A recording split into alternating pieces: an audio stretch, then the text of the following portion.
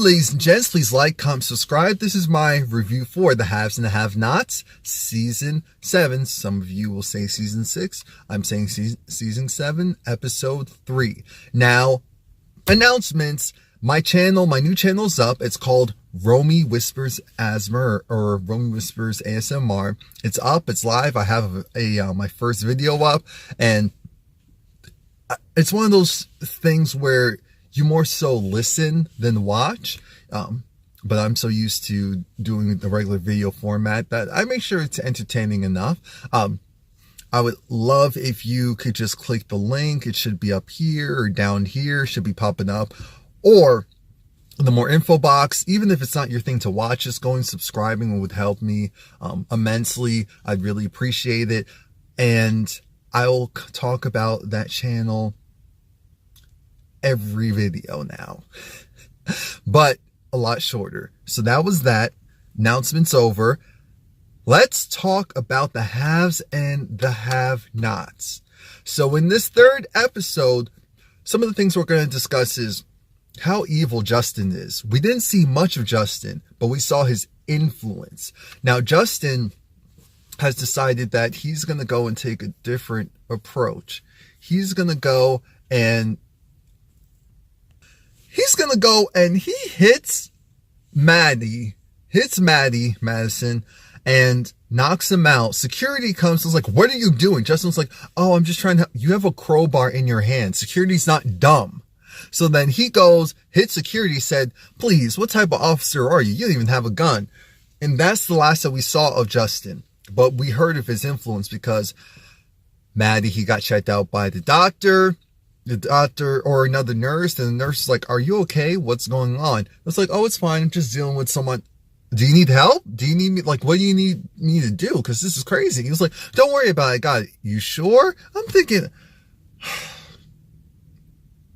So then he tries to call, I think Maddie tries to call Jeffrey, or he thinks he's getting a call from Jeffrey. I'm not sure. But what I do know is that it's not Jeffrey.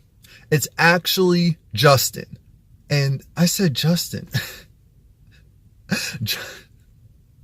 Because he thinks that it's Jeffrey, and he knows Justin's voice. So Justin was trying to pretend to be Jeffrey and trying to talk like Jeffrey. But Maddie knew that, oh, really, Justin? Really? Really? Remember, he's dealt with stalkers before, and he's not dumb, period. So then what he does next is he goes and he can't get in contact with Jeffrey because his phone number was changed. And so it's Justin's number under Jeffrey's contact information. See how you can't make this stuff up. At one point we see Jeffrey, he's talking to his father because now David's home and David's upset because he's in a lot of pain. He's like, where's the nurse? Where's the nurse? Like, oh, let me go and call him. But he's also upset because he gets the confirmation that Erica was a double agent and that Veronica helped set it up. That pissed him off royally. So we're going to see how that affects him. But he says, you know, Jeffrey, go and get Justin. Jeffrey goes and tries to call, not Justin, Maddie. Tries to call Maddie. It doesn't work. He's like, it keeps ringing. I don't understand what's going on. So then he went down to the hospital, talked to the nurse. The nurse is like, oh, who are you? Oh, you know so-and-so? Okay. And then, long story short, the nurse goes and contacts Maddie because she was like, oh, I think he might be still here, actually. Really? I keep calling him and it's not working. So then Maddie comes down. Maddie's like, I was trying to reach you. They go, Jeffrey does the call and it doesn't work. It just keeps ringing. Maddie said, wow, it was Justin. These J's, my Lord. Justin switched all the contact information around, and so that's why they couldn't get into contact with each other, because that's when Maddie says Justin was the one that went and attacked him. You were attacked? Yeah, I was attacked. And he hit me in the head. He destroyed my car. So When Jeffrey said, oh my gosh, I'm so sorry. You know, he's been doing a lot lately. I'm like, lately. You know, I'll talk to him. You'll talk to him? Didn't he just try and whoop your... So then we... now I'm getting mad. So then we go from that to... where do you want to go next? Let's talk about Hannah. Hannah takes Benny home, and of course Derek is there, Mitch is there, and Mitch took the money that had blood on it because Benny said, you know, give that money back to your family, because Mitch said he'll handle it. I don't know how, but he'll handle it. So he has the money, and now that Mitch is gone, Hannah's like, look. And of course, Benny doesn't want to say anything. He's not going to say anything. Hannah should have known her son isn't going to say anything. And she just accepts it. She says, go and get some rest. And she tells Derek that he can stay over, that she appreciates everything that he's been doing. And so she wants him to stay over. I looked at Hannah like, oh, Hannah, since when are we doing these reindeer games? Hannah. She said not to sleep with, just to sleep. She wants to be held. She wants to be doted on. I said, look at Hannah. So then he has to go and take a shower because it's been a long day. She said, wait a minute. She doesn't want him smelling all good. I'm thinking, Hannah, you don't want him smelling funky. You don't want to start to dislike this man. I don't think you're in love to where you'll love his dirty drawers.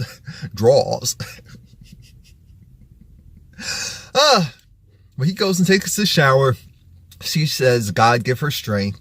That's essentially their storyline. Now let's talk about Candace and Charles.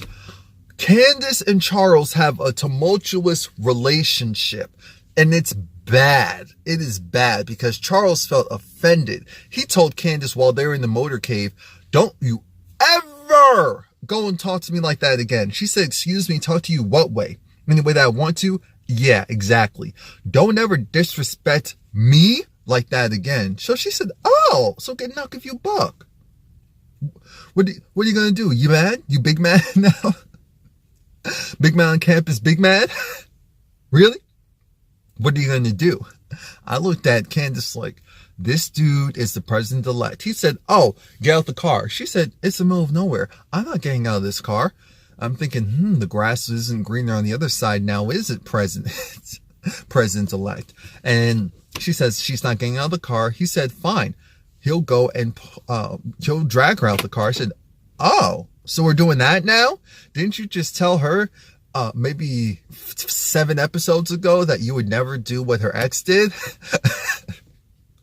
See how quickly all that changes because you care about power. Candace wasn't really going along with it. But now that she also disrespected you, now that you see this other side of her, now that you see the full scope of Candace, now you don't like her. Why am I shaking my head back and forth? Now you don't like her? That's what it is? Oh, okay. That's what causes, but the cars are stopped. Landon gets out of the car and tells Charles, you can't kick her out. There's 2 cars worth of press behind us. You cannot kick her out. You cannot drag her out. You just need to take her back to the hotel. And that's it. And that's essentially where their story ends for now. Because then when it picks back up at the hotel, Candace was talking to Landon because Landon came in her room and was like, what are you doing? What's wrong with you? Why are you trying to self-sabotage yourself? You're one nasty individual. He's trying to give you the world, and yet you keep denying his advances. She said, yeah, she's not a man like him, doesn't want someone who's really defiant. He wants someone that's a little extra and a little spicy, but that's it. He's very controlling. The moment that I give up control, he'll run all over me. And Candace is correct. Candace is completely correct. So then the conversation takes a left because Candace says, you know what? It's weird. Why does he want me anyway? Am I like his beard or something? I was like, oh, is he gay? I mean, you've been around him. Is he? Is that Is this some weird love triangle and he's trying to hide it by having me here? I'm thinking, Candace, he will chose someone different if he was trying to stay in the closet. Landon said, no, I don't think it is he. I said, Landon, you bird. You bird. The president-elect Charles is overhearing all of this and decides, okay, enough is enough. He goes, opens that door and said, no, Landon, leave. He tells Candace, no, he's not gay. You know I'm not gay. How do I know that you're not gay? I'm thinking, how does she know that you're not gay? Or at least bi. But it takes a turn because it doesn't go anywhere. He's still trying to figure her out. He's like, I don't understand why you push people away. I don't understand why you act the way that you act, but you consistently do the same stuff. You get the same results. Haven't you learned by now to try and do something different? I'm thinking, this is Candace. So the answer is no. The answer is no. The answer is no. Of course she hasn't. Are you kidding me? Are you dumb? Oh, poor Charles. While all that's going on, we have her leaving because he says that he's done. I'm thinking, you two aren't done. You two are not done. Where do I want to go next? Now Candace is trying to leave and she goes downstairs. She's in regular clothes. I haven't seen her in like regular clothes in a while. I was like, oh, okay. It just threw me off. So she tells Rocky, make her a drink, and she doesn't want much lip. She just doesn't want to talk right now. She wants to leave. She doesn't need to explain why. She needs to go. Rocky's just like, well, okay. He doesn't tell her about the Catherine situation. But guess who does? The other dude. The other dude spills the beans and lets it be known that Catherine knows. She knows about the ring. She knows about us. And I'm thinking, why is he being so honest with her? I don't know if maybe his allegiance is to Candace, and so he's just trying to, like, she's made him money before because she asked both of them for money, and they said no. They said no, and she had that look of, oh, okay, I see how it is. And they were like, no, it's not like that. We just don't have any money. I'm thinking, so you have a regular income, and you were doing hustling on the side. You don't have extra money. Oh, okay. Catherine didn't go and take your money, so where'd it go? But remember, Catherine wants them to go to the police and say that it was Candace's fault. She is the one that set the whole thing up. So I don't know if this was the other guy's last-ditch effort to try and reel Candace back in. I don't know. I don't know what his motives were. But whatever it is, it didn't work. Because she was like, look, I'm done. I have to get out. There's just so much going on. Things blew up in my face. And he was like, what? Fishing for information. Because again, he wanted to use it as leverage. So I just partially answered my own question. Now we have back at the house. Back at the house, Sarah's there. Wyatt already dipped out. Wyatt's actually in the trunk of her car. I said, Lord, she gets into a car accident. So she goes and tries to leave, and then she gets a call from George. George says, where are you? And she was about to lie, but then she said, at the Crier house. He said, I have eyes on you, so I know where you are. It's a good thing you didn't lie. She said, I know you have eyes on me. All right, why are you there? Because I'm trying to get the bullets back. All right, you better get them back or else you're going to jail. It's like, I know, George, bye. Now, while all of that's going on, guess who comes along? Jim comes to the house. He comes to the house and she's like, Jim, we need to talk. And he thought, okay, so you have a wire on? Do you? So he goes in public, well, at his house, but goes and partially strips her and was feeling her up. I said, Jim is a pervert. You don't need to do all that to find the wire. So he tells her to get in the house because she wouldn't leave. So now that they're in the house, Jim is acting like he has no idea what she's talking about and kind of putting it back on her like, whatever trouble you're in, that's because of you. It's not because of me. So then she's like, are you kidding me, Jim? Really, Jim? I said, yes. Yes, Sarah. This is how it is. So then she realizes, okay, maybe if she goes and does some sexual tricks for him, he'll go and be more accommodating. What she doesn't realize is Jim is done with her. Jim doesn't have any real use for her anymore, but he likes women who beg. He likes women who beg and women who aren't in a position of power. And so after a while, Jim starts playing along, and it was disgusting to watch. So I was actually happy when Catherine came in and they stopped.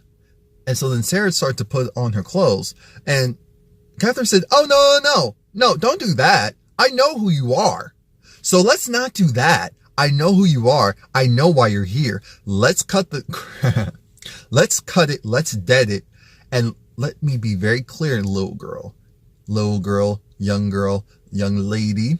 At the end of the day, here's what really went down."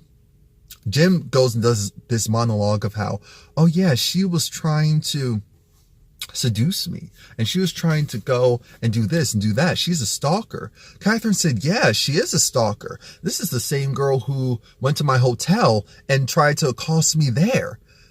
And then Sarah's looking like, what's going on? They said, that's our alibi. So whatever you think you're doing, stop, because it's not going to work. So then Sarah goes and leaves, and that's when Catherine's just like, oh, so that's the whore. That's the whore. Really, Jim? You just can't keep your thing to yourself, going after them younger, nasty.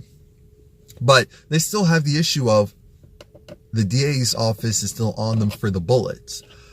They can't focus on that right now. I thought it was also weird how Catherine was saying how, Veronica, how she just likes to blow things up. I'm thinking, what are you doing?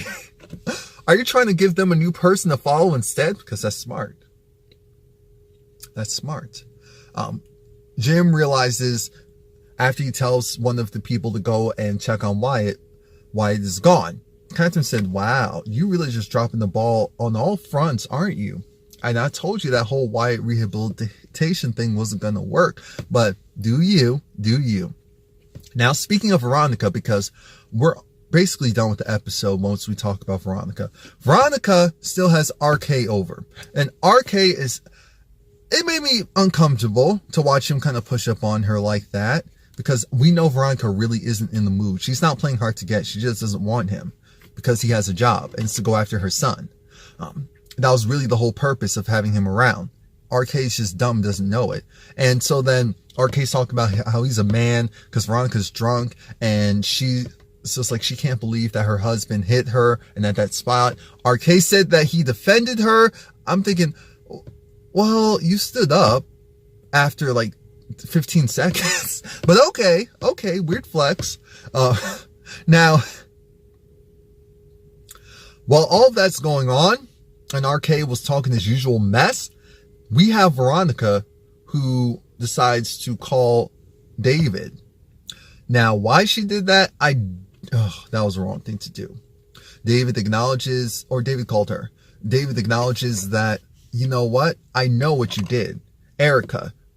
And it's like, oh, I'm sorry, your little whore's gone. Your little whore's dead. You set me up. You invited her into my life, and you took her away from me. It's like, and?